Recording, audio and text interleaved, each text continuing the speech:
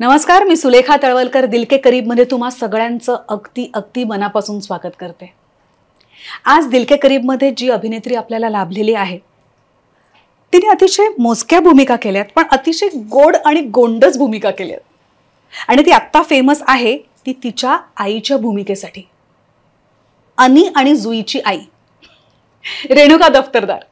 चला तर मग तिचं स्वागत करूया दिल के करीब मध्ये. नमस्कार. नमस्कार, वेलकम टू दिल के करीब. थँक्यू. मला खूप खूप मनापासून इच्छा होती की अगदी इतक्या म्हणजे ऑडियन्सशी गप्पा मारायचा हा एक खूप मोठा छान प्लॅटफॉर्म आहे, त्याच्यामुळे मला खूप इच्छा होती. आम्ही तुझी कधीपासून वाट बघत होतो माहितीये का. मला खूप म्हणजे आता तर आनंद झाला. बरं, गप्पांना सुरुवात करायच्या आधी तुझ्यासाठी काही गिफ्ट्स आहेत. हो, सो गिफ्ट्स आपण देऊया आणि नंतर मग मस्तपैकी धुवाधार गप्पा चालू होते. येस, नक्की. परम मित्र पब्लिकेशन कडून तुझ्यासाठी एक गिफ्ट आहे.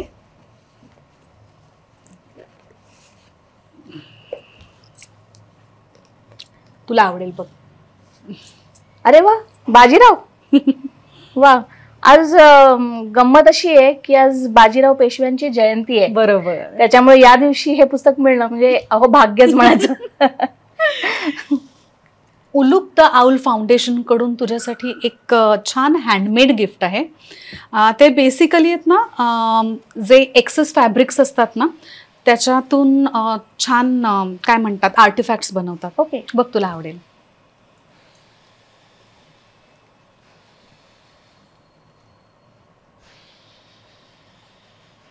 एक टेबल रनर आहे. ओ, ओके. अय्या, फारच छान आहे. छान आहे ना, सुरेख आहे. हो, आणि सगळं हाताने बनवतात अगं ते. वा ना, फारच मस्त छान आहे ना. आणि कलर्स इतके ब्राईट आणि छान दिसत आहेत. वा, थँक्यू सो मच. वेलकम. आणि आपल्या सगळ्यांची मैत्रीण वनश्री पांडे, तिचा नयापन नावाचा ब्रँड आहे आणि तिने तुझ्यासाठी एक मस्तपैकी दुपट्टा पाठवलाय. ओ वा, खणाचा दुपट्टा आहे. तुला खरंच आवडेल. म्हणजे दिस इज सो यू असं मला वाटतं. हो हो, अगदी नक्कीच. आणि इनफॅक्ट मीच्या शोला कधीतरी असं नटून थटून बसायचे ओकेजन मिळालं की हे नक्की घालून बसेल. फारच छान, थँक्यू. मला एक सांग, मी मगाचपासून बघतेय तुझी साडी खूप छान दिसते. थँक्यू. ही पण त्यांचीच आहे का? नाही, ही मोहिनी शिंदेंनी पाठवली आहे UK वरून. त्यांचा शिनील नावाचा ब्रँड आहे. आणि आत्ता दिल के करीब साठी त्या मला सगळ्या महेश्वरीच देतात. आणि मला खरंच महेश्वरी साड्या खूपच आवडतात. छान असतात, हलक्या फुलक्या असतात आणि अगदी काय म्हणतात you can breathe in them. हो, आणि कलर्स पण खूप छान दिसतात. फारच छान. थँक्यू. सो सुरू करूया. हो, चालेल. बरं, मला सांग, आता इतकी फेमस आई आहेस तू, इतकी लोकप्रिय आहेस, कसं वाटतं तुला? ऍक्च्युली खूप मजा वाटते, कारण आई या कॅरेक्टर मध्ये मी स्वतःला बघू शकत नाही अजूनही. म्हणजे माझा मुलगा आहे 19 वर्षाचा. बरं, त्याचे मित्र मला काकू वगैरे म्हणतात तिथपर्यंत ठीक आहे, पण असं मोठ्या मुलांची आई किंवा आता येणारे जाणारे आई म्हणून ओळखतात, तर अशा भूमिकेमध्ये मी अजून घुसायची. पण रस्त्यात पण त्या आईचं, ह्या आईचं म्हणजे काही नाव वगैरे नाहीये का? नाही, म्हणजे आम्ही अनी आणि जुईची. म्हणजे एकदा केव्हा तरी असं एपिसोड मध्ये काहीतरी नाव ठेवावं असं चाललं होतं, किंवा आई जेव्हा एपिसोड मध्ये येते तेव्हा ती काहीतरी एका यांनी हाक मारते, पण ते नाव आम्ही विसरून गेलोय. म्हणजे फक्त आणि आई म्हणजे जुई आणि अनीची आई असंच झालंय. म्हणजे ते कम्प्लीट नाव नसल्यामुळे म्हणजे आमच्या एपिसोड्स मध्ये गंमत अशी आहे की माझं नाव कुठे दिसत नाही, आणि आणि जुईचे बाबा कुठे दिसत नाही. त्याच्यामुळे खूप अदृश्य गोष्टी आमच्या एपिसोड्स मध्ये घडत असतात. आणि पुण्यात जेव्हा तू बाईकवरून जात असतेस किंवा शॉपिंग करत असतेस किंवा फिरत असतेस पुण्यामध्ये, तेव्हा लोक काय आई आई म्हणून हाक मारतात. हो, अगदी. तेव्हा कसं वाटतं? तेव्हा खरं तर मी आधी म्हणजे असं मागून कोणीतरी हाक मारल्यानंतर माझं लक्ष जात नाही, कारण ऑब्व्हियसली असं आई कुणाला तरी म्हणलं मी वळून बघून ना, मग नंतर एकदम ते येऊन अनीची आई असं म्हणल्यानंतर मग माझ्या लक्षात येतं अरे अनीची आई म्हणून मला ओळखतायत. माझं उलट होतं माहितीये, मला ना असं रस्त्यात कोणी कोणाला आई म्हणून हाक मारला ना तर माझं म्हणजे मी पटकन बघते. मला सतत वाटतं की आई म्हटलं ती मला हाक मारतात. म्हणजे मला तर कित्येक वेळा लोक असे येऊन म्हणाले की आणि आणि जुई हे तुमची खरी मुलं आहेत का? मी म्हटलं नाही, ते माझी खरी मुलं नाही. बरोबर, मित्र मैत्रिणी ते माझे. बरं, मला आता सांग की या आईची सुरुवात कशी झाली आणि या आईचं बालपण कसं होतं, लहानपण कसं होतं? माझं बालपण आणि लहानपण खरं तर खूप गंमतशीर. म्हणजे आमचं एकत्र कुटुंब, म्हणजे माझ्या आजी आजोबांनी, थँक्यू, माझे आजी आजोबा म्हणजे आईचे आई बाबा यांचा मोठा बंगला होता. तर पुण्यामध्ये. आणि त्यांनी काय केलं की आजोबांचं म्हणणं होतं की माझ्या सगळ्या मुलांनी एकत्र राहावं.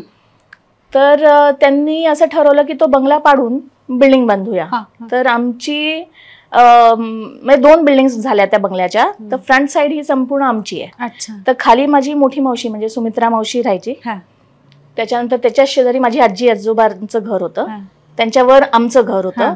मग माझ्यावर माझी धाकटी मावशी म्हणजे तिला आम्ही मीरा मावशी म्हणतो, ती राहायची. आणि वरती सगळ्यात धाकटा मामा श्रीरंग उमराणी, तोही म्युझिशियन आहे, तर तो राहायचा. म्हणजे अजूनही तसेच राहतो आम्ही सगळेजण. बरं.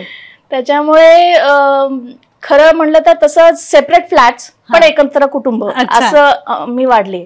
मला असं कोणी सिंगल परिवार किंवा फक्त घरात आई बाबाच किंवा मुलं आहेत असं अजूनही पचत नाही. त्याच्यामुळे घरात माणसं पाहिजेत असं होतं.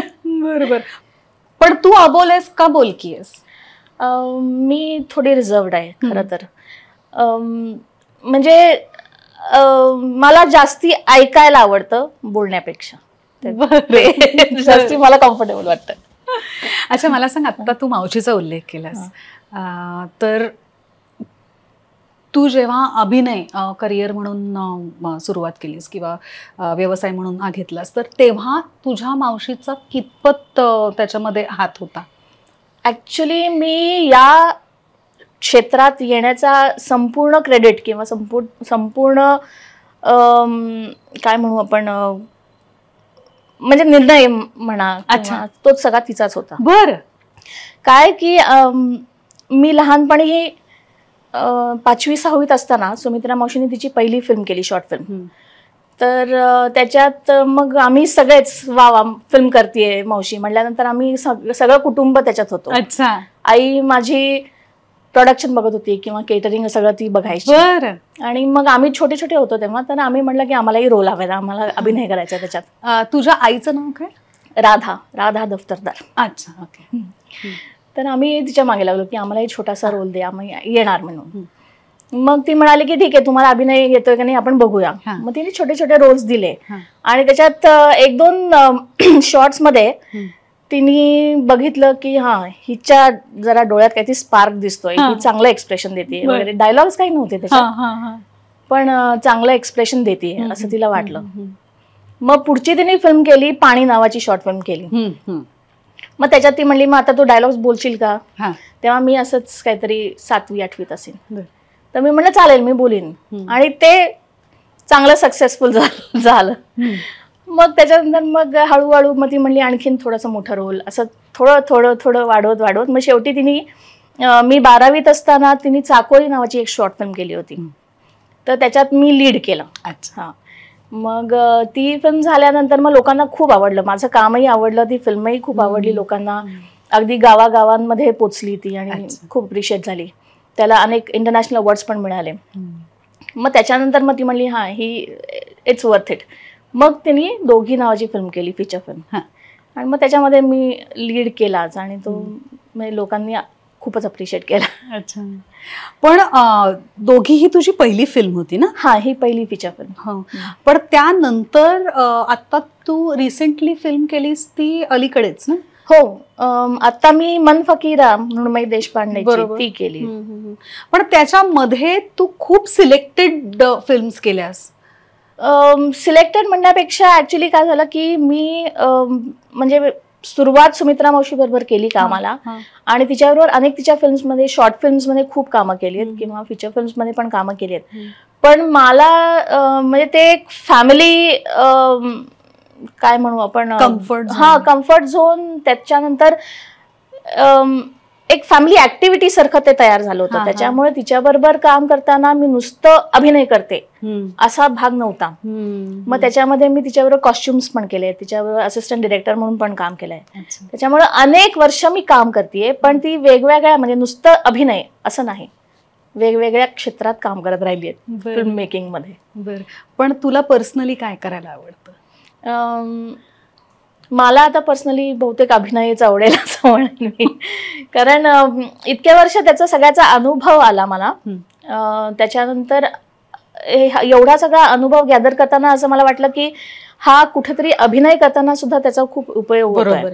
म्हणजे इव्हन कॉस्ट्युम्स करताना तुमचा कॉस्ट्युम्सचा काय सेन्स आहे, तुमचा कॅरेक्टर काय आहे, ते मॅच होतंय की नाही, हे सगळा भाग असतो. किंवा असिस्टंट डिरेक्टर करताना म्हणजे तुम्ही काय पद्धतीने अँगल्स लावले गेले आहेत, तुम्ही कसे डायलॉग्स बोलता, त्याचा सगळ्याचा इम्पॅक्ट कसा असतो, या संपूर्ण टोटल विचार करताना अभिनय कसा करायचा हे तुम्ही एनहान्स करू शकता असं मला वाटतं. त्याच्यामुळे मला त्याचा जास्ती उपयोग आहे आणि वाटतोय आता. अच्छा, मला सांग, आपण ना म्हणजे तू खरंच खूप चूजी आहेस, तुझ्या कामाबद्दल खूप कमी काम करतेस, पण ते मुद्दामून करतेस का, म्हणजे काही विचार करून करतेस की? खरं सांगायचं तर मी म्हणलं तुला त्याप्रमाणे मी थोडी इंट्रोवर्ट आहे, तर आणि थोडी सिरियस पर्सनॅलिटी आहे माझी. तर मी माझ्या पर्सनॅलिटीला सूट होईल असे रोल्स केले आतापर्यंत. इनफॅक्ट सारंगनी मोठा काय म्हणू आपण चॅलेंजेस दिला मला की तू हा कॉमेडी रोल कर असं म्हणून. तर त्याच्या आधी मी कधी असे लाईट हार्टेड किंवा लाईट मूड असे कमी केले. पण तू सिरियसली करतेस ना? हा, तो पण मी अगदी सिरियसली करते, पण ते समोर ते इतकं वर्क झालंय की त्याचा ऑडियन्सला खूप मजा येते त्याची. त्याची सुरुवात कशी झाली सांग ना मला. त्याची तर फारच म्हणजे सडन सुरुवात होती. मी एक दिवशी अशीच घरात बसले होते आणि सारंगचा मला फोन आला की मी असा भाडीपण नावाचा चॅनल सुरू केलाय आणि त्याच्यासाठी एक छोटासा 5-7 मिनिटाचा आपण व्हिडिओज करणार आहोत, तर एका व्हिडिओमध्ये येशील का तू? म्हणलं येईन. पण त्यावेळेस ही कॉन्सेप्ट सुद्धा खूप नवीन होती ना? हो, म्हणजे अगदीच नवीन होती आणि त्यातून हा फक्त मराठीसाठी तो चॅनल सुरू केला होता. त्याच्यामुळे मी म्हटलं ट्राय करायला हरकत नाही, आणि युट्यूबवर आहे वगैरे, तर मला त्याच्याविषयी काहीच माहिती नव्हतं. तर मी म्हटलं येईन, मी आपला मित्र आहे म्हटल्यानंतर येईन म्हटलं. तर तो म्हणला की थोडंसं लाईट आहे, मी तुला स्क्रिप्ट पाठवतो, तू वाच आणि ये, आणि आपण लगेच 2 दिवसात शूट करतो. म्हणलं ठीक आहे चालेल. तर मी मग शूटिंगला गेले त्या दिवशी आणि सारंगला म्हणलं की अरे सारंग, हे सगळं कॉमेडी आहे, म्हणजे असं लाईट आहे. तर तो म्हणला हा, म्हणजे तुला जमेल असं मला वाटतंय, त्याच्यात तू कर. आणि पहिला एपिसोड झाल्यानंतर एकदमच लोकांनी खूपच डोक्यावर घेतलं त्याच्यामुळे त्यालाही मजा वाटली आणि आम्हालाही खूप आवडलं त्याच्यामुळे. पण त्यावेळेस तुला असं वाटलं होतं की हे कॅरेक्टर एवढं फेमस होईल? छे अजिबातच नाही. मला वाटतं बहुतेक सारंगला सुद्धा कल्पना नव्हती की ते इतकं हिट होईल. म्हणजे अनपेक्षित होतं हे यश, खरं सांगायचं. आणि आता तर तू युट्यूब सेन्सेशन आहे. सेन्सेशन म्हणजे असं वाटतं. वा, मस्त. तू फुल फ्लेज फिल्म्स पेक्षा शॉर्ट फिल्म्स जास्ती केल्यास, ते का तुला शॉर्ट फिल्म्स करायला जास्ती आवडतं? हो, म्हणजे तसं बघायला गेलं तर म्हणायला काही हरकत नाही की मला आवडतं शॉर्ट फिल्म्स करायला. कारण एक तर काय होतं की खूप थोड्या वेळात तुम्ही खूप कम्प्लीट एक्सपिरियन्स देता. बरोबर आहे. आणि तो आशय पोचला पाहिजे त्या थोड्या वेळात. अगदीच. त्याच्यामुळे त्याचं म्हणजे इतका परफेक्ट असायला पाहिजे त्याचं जेस्ट म्हणतो आपण तसं, आणि ते मला खूप महत्वाचं वाटतं. त्याच्यामुळे मला शॉर्ट फिल्म्स करायला आवडतं. आणि मुख्य त्याचा हा भाग आहे की तो सर्वसामान्य जनतेपर्यंत खूप सहज पोचता येतो. त्याचा इम्पॅक्ट खूप स्ट्रॉंग असतो. खरं. त्याच्यामुळे सुद्धा मला वाटतं, आणि वेगवेगळ्या संस्था चांगल्या शॉर्ट फिल्म्स करून वापरतात एज्युकेशनसाठी, याच्यासाठी. म्हणून मला ते जास्ती मीडियम आवडतं जास्ती. किती शॉर्ट फिल्म्स केल्यास आतापर्यंत? मी आतापर्यंत जवळ 30-32 तर नक्कीच केल्याच असतील, ज्या मला अशा ऑफ हँड आठवत आहेत. पण छोट्या छोट्या आणखीन बऱ्याच केल्यात खरं तर. आणि तुझ्या दिल के करीब अशी कोणती आहे? माझ्या दिल के करीब म्हणलं तर चाकोरी आहे. कारण एक तर त्याच्यात मी लीड केलं, आणि ती समोर म्हणजे त्या फिल्मनी मला जो एक्सपिरियन्स दिलाय तो खूप छान होता. मी एक अनुभव सांगते तुला त्याच्यातला. मी ही फिल्म घेऊन एका खेडेगावात गेलो होतो, आणि तिथे खूप अशा वयस्कर बायका पण आल्या होत्या ती फिल्म बघायला, आणि यंग मुली पण होत्या. तर एवढ्या स्पॅन मधला तो सगळा ऑडियन्स होता, म्हणजे तरुण मुलींपासून म्हाताऱ्या बायकांपर्यंत. तुझा चहागार होता. हो हो. तर म्हणजे गंमत अशी की ती फिल्म पूर्ण झाली, त्याच्यानंतर ऑडियन्सला ती खूप आवडली, त्यांनी टाळ्या वाजवल्या, त्यांनी अप्रिशिएट केलं. मग आम्ही विचारलं कुणाला काही बोलायचंय का, काही शेअर करायचंय का असं म्हणून. तर लोक येऊन बोलत होते, म्हणजे 2-4 मुली आल्या आज समोर, त्यांनी बोलल्या की आम्हाला खूप आवडली, आम्हाला सायकल चालवायला आवडेल वगैरे असं. तर तिथे खूप जखड म्हातारी बाई उठली आणि ती म्हणजे मला बोलायचंय. मग तिच्या हातात माईक दिला. मग त्या माईकवर ती म्हणली मला बोलायचंय. मग आम्ही म्हणलं बोल पुढे काय. ती म्हणली काही नाही, फक्त माईक धरून म्हणायचं होतं की मला बोलायचंय.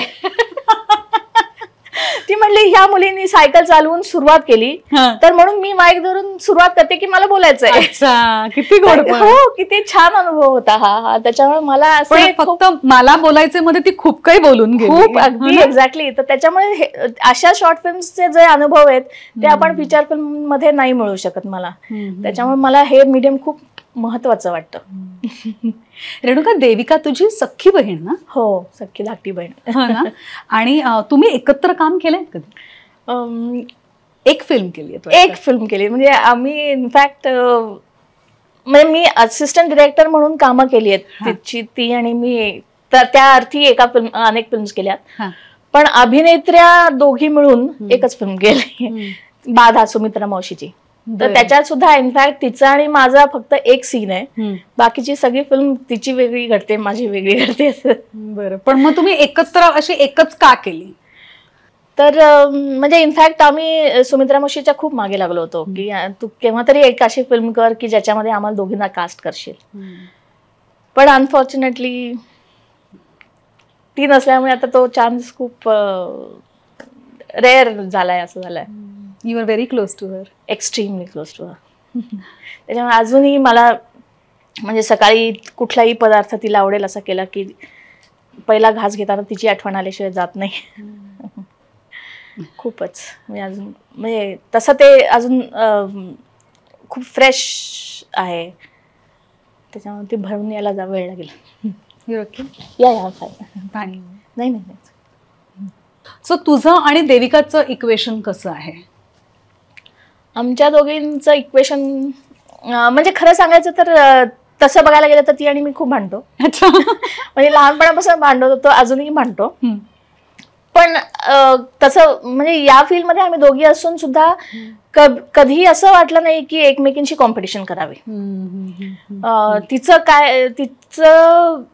तिच्या फिल्म्स येणं किंवा तिचं कौतुक करणं ह्याचं मला खूप आवडतं. म्हणजे मी अगदी मनापासून तिचं कौतुक करत असते. किंवा माझी फिल्म आली किंवा माझा काही रोल बघितला, तिला आवडला की ती अगदी आपणहून सांगते की ताई छान झालंय बरं का तुझं हे, किंवा म्हणजे याच्यामध्ये तू आणखीन असं करायला हवं होतंस, किंवा हा लुक करून बघ वगैरे, असं आम्ही एकमेकींना सजेस्ट करतो.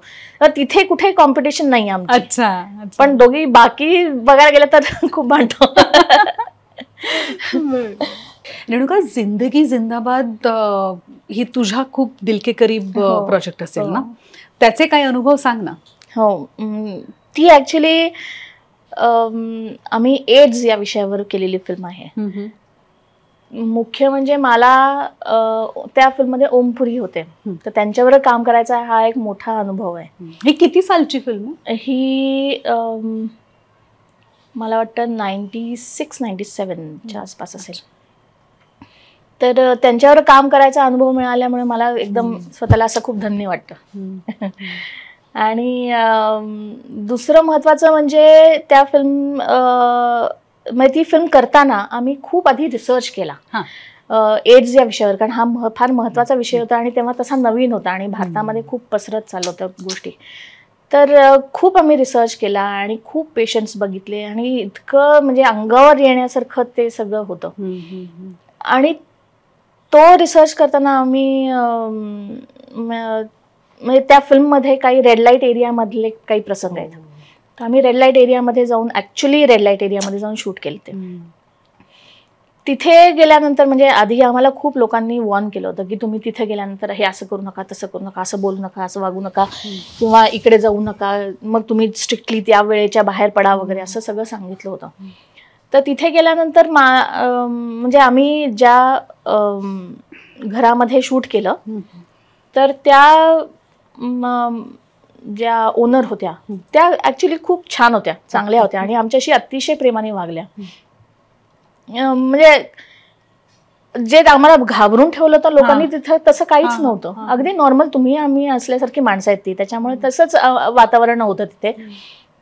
आणि गंमत अशी झाली की आमचं शूटिंग संपल्यानंतर तिथे काही यंग मुली होत्या, म्हणजे तरुण मुली होत्या. मी तेव्हा किती साधारण 23-24 वर्षाची असेल. तसंच माझ्या बरोबरच्या आणखीन काही मुली होत्या. तर त्यातली एक मुलगी अशी छान मैत्री झाली माझी तिच्याशी, कारण जे काही लागेल ते मी तिला सांगत होते की मला हे दे ते दे असं, म्हणून तिची छान मैत्री झाली.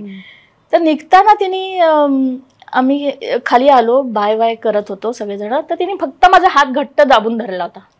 बाकी काही नाही, म्हणजे बोलली नाही, काही नाही किंवा अच्छा नाही वगैरे, फक्त हात दाबून धरला होता. आणि त्या हात दाबण्यामुळे किंवा त्यातलं जे काही कम्युनिकेशन होतं ते असं मला खूप भावलं, किंवा असं वाटलं की अरे काय ही मिस करते आणि मी काय आयुष्य जगते आणि ती काय आयुष्य जगते. तर ते फार एक असं मनात राहिलेला एक्सपिरियन्स होता तो खूप. आणि ती फिल्म त्याच्यामुळे म्हणजे त्याचा अनुभव खूप भयंकर होता खरं सांगायचं तर. पण म्हणजे ती लोकांपर्यंत करायला सुद्धा डेअरिंग लागते. अगदीच म्हणजे असे विषय हाताळायला. हो अगदीच. आणि ती लोकांपर्यंत पोहोचली आणि आम्हाला फार बरं वाटलं. आणि असे सब्जेक्ट्स असतात ना, ते असे बॉर्डरलाईन असतात, मग ते खूप सुपरहिट पण होऊ शकतात किंवा फेल पण होऊ शकतात. आणि एक्झॅक्ट करेक्ट इन्फॉर्मेशन देणं फार महत्वाचं असतं. बरोबर. चुकीचं अर्धवट माहिती आपण देऊ शकत, चुकीची माहिती देणं, अर्धवट माहिती देणं किंवा उगाचच त्याचा बाऊ करणं, खरं हे फार क्रिटिकल आणि डेंजरस असतं. त्याच्यामुळे ती तशी सक्सेसफुल झाली फिल्म. छान. हे तुला फॅन्स खूप असतील ना ग, जसं मगाशी मी म्हणाले तसं रस्त्यात लोक ओळखत असतील. आणि म्हणजे एस्पेशली भाडीपमुळे. हो. तर मला फॅन्सचे काही एक्सपिरियन्सेस सांग ना. फॅन्सचे एक्सपिरियन्सेस म्हणजे खूप गंमतशीर असतात. एक तर आम्ही एक लाईव्ह शो होता ज्याच्यामध्ये मी अशीच ऑडियन्सशी गप्पा मारायला गेले होते, मुलाखत होती. तर तो शो झाल्यानंतर काही माणसं मला स्टेजवर भेटायला आली. तर त्यातला एक माणूस मला येऊन म्हणला की अशी दाढी-बिडी वाढली होती त्याची, यंग मुलगा होता. तर मला म्हणला की तुम्ही जरा मला व्हिडिओ देता का. मी म्हटलं देईन, काय हवं तुला व्हिडिओमध्ये. तर तो म्हणला प्लीज माझ्या आईला सांगा की माझी दाढी राहिली तर चालेल. म्हणे आई माझी तुमची फॅन आहे आणि तुम्ही सांगाल तर ती ऐकेल. बरोबर. मी म्हटलं अरे हे काय, म्हटलं प्लीज सांगा. मग मी त्याला विचारायला सांगितलं की त्याच्या आईला सांगितलं की राहू दे, त्याची इच्छा असेल तर.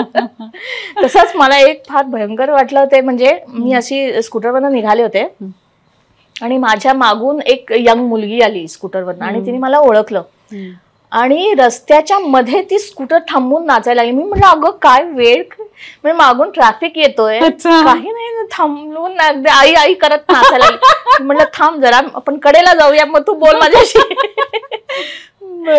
फार असे गंमतशीर असतात. किंवा मी मंडईत गेले की अशी मी नॉर्मल साध्या कपड्यांमध्ये असते, डोक्यावर हेल्मेट, तेल लावलेलं वगैरे, अशी गेले की अचानक आई मला एक फोटो हवाय असं म्हटलं. अरे माझा अवतार तर बघा.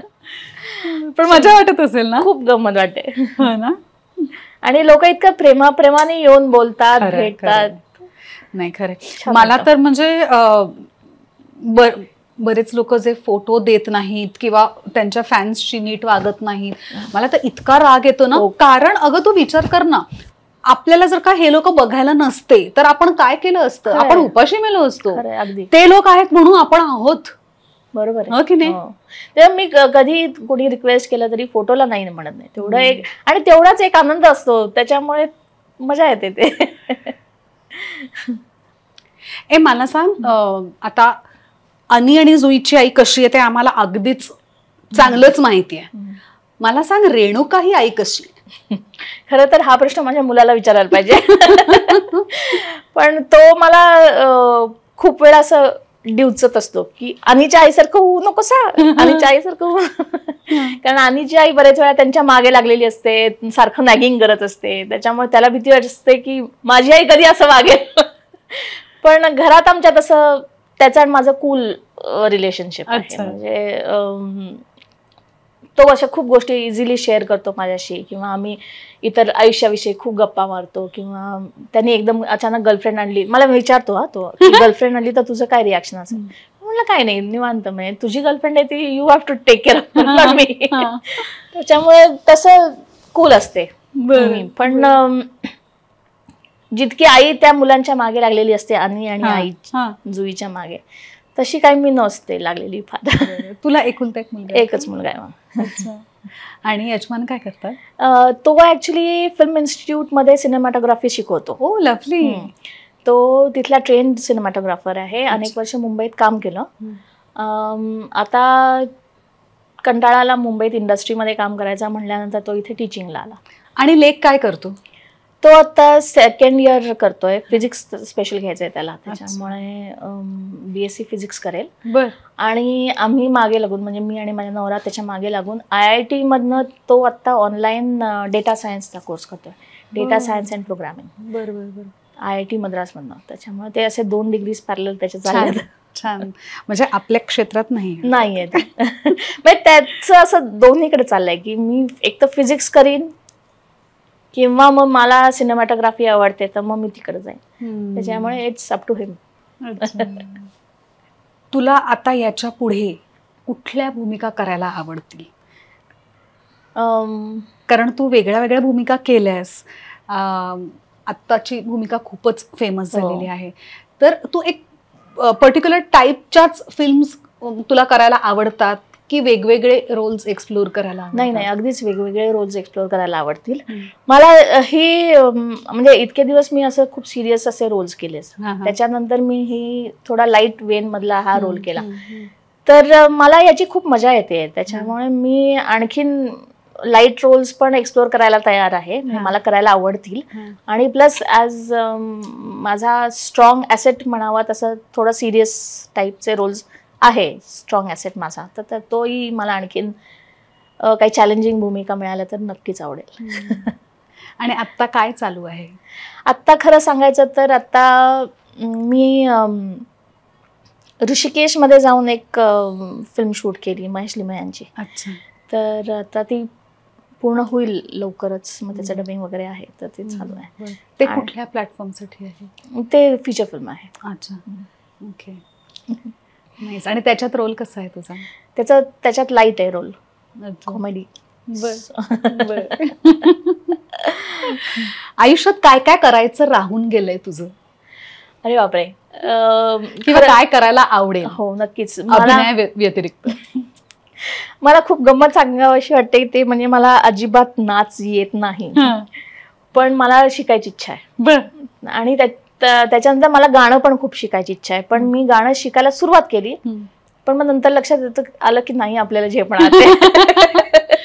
त्याच्यामुळे ते सुटलं. पण मला अजूनही कधीतरी असं खूप उमाळे येतात की आपण जाऊन गाणं शिकूया, तर ते करायचं राहिलंय. आणि तसंच मला चित्रकला खूप आवडायची. लहानपणी मी बऱ्यापैकी चित्रकला करत होते. अच्छा.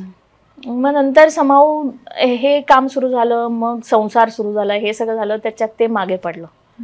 तर पुन्हा एकदा जर चान्स मिळाला तर नक्कीच ते करायला आवडेल. वा, मस्त.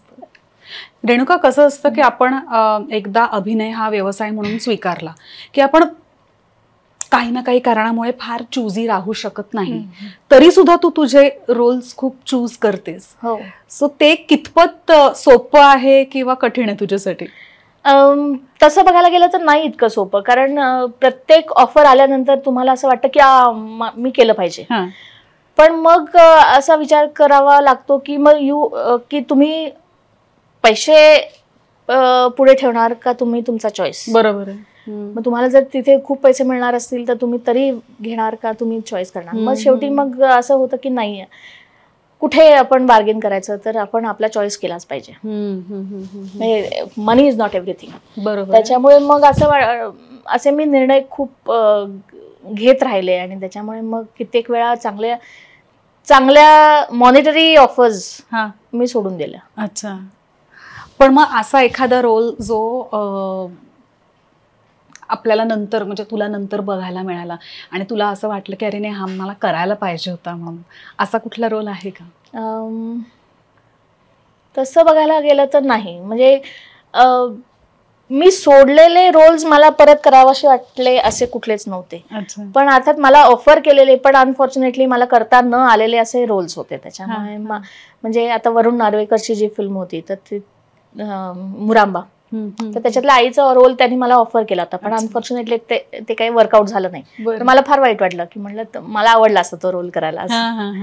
असे काही रोल्स होते की ज्याच्यामध्ये अनफॉर्च्युनेटली मी नाही करू शकले. पण वेल इट्स लाईफ.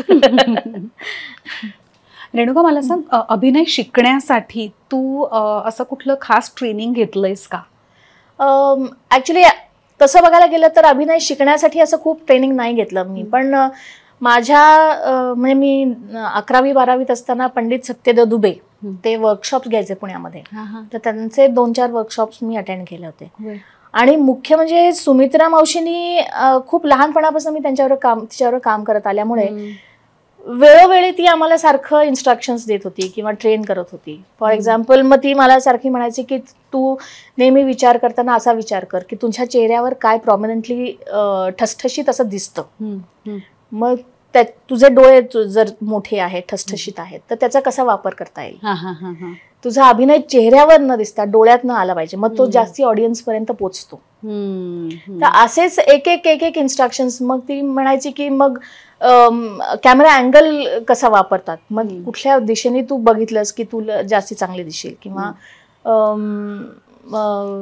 काय म्हणू आपण कुठलं कसं वळायचं कसं चालायचं. त्याच्यामुळे मग म्हणजे तिच्यावर काम करताना हे शिकत आले मी. त्याचा मला वाटतं खूप फायदा आला. किंवा इव्हन तिच्या फिल्म्समध्ये असे डायलॉग्स खूप कमी द्यायची ती मला. मग ती म्हणली की तुला डायलॉग्स कमी असतील तर तू एक्सप्रेस कसं करणार, कारण तुझा प्रेझेन्स तर दिसला पाहिजे. मग तुझे एक्सप्रेशन्स किती महत्वाचे असतात याचा विचार कर. पण म्हणजे हा खूपच मोठा वर्कशॉप झाला. हो अगदीच. म्हणजे तिच्या सर्व फिल्म्स हा वर्कशॉपच होता आमच्यासाठी. त्याच्यामुळे it was a unique experience for all of us. मी मगाशी म्हणाले की तू यूट्यूब सेन्सेशन तर आहेसच. मला सांग, यूट्यूब हे जे माध्यम आहे जे अलीकडे म्हणजे खरंच लोकांच्या दिलके करीब आहे आणि त्याच्यामुळे बऱ्याच लोकांची घरं सुद्धा चालतायत आणि आपण लोकांपर्यंत पोहोचू शकतोय. सो या माध्यमाबद्दल, कारण तू खूपच ऍक्टिव्ह आहेस या माध्यमात, तर त्या माध्यमाबद्दल काय बोलशील? खरं सांगायचं तर मी खूप ऍक्टिव्ह आहे याला काही अर्थ नाहीये, कारण मी असं बाकी काही करत नाहीये एक हे भाडीपा सोडलं तर.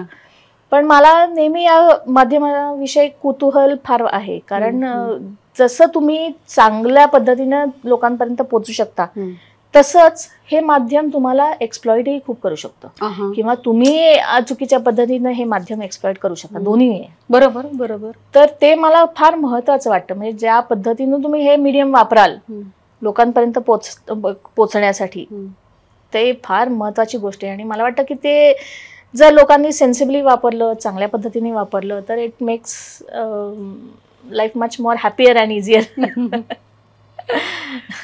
Renuka, thank you so much.